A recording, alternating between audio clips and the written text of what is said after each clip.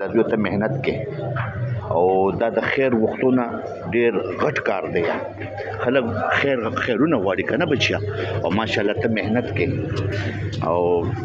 بوټان ښه پالش کې ته محنت دا کې پکار دی چې ته مو سره محنت کې که نه جی پکار دی چې یو بوټ ته پالش کې یو دا پالش کې 100 روپये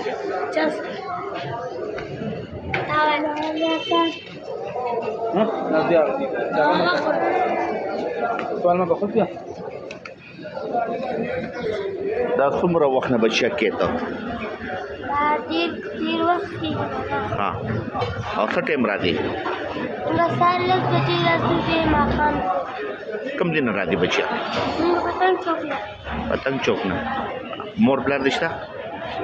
مور مې شته پلار مې نشته شوی د پلار مې افغانستان کې بیمار و څه بیمار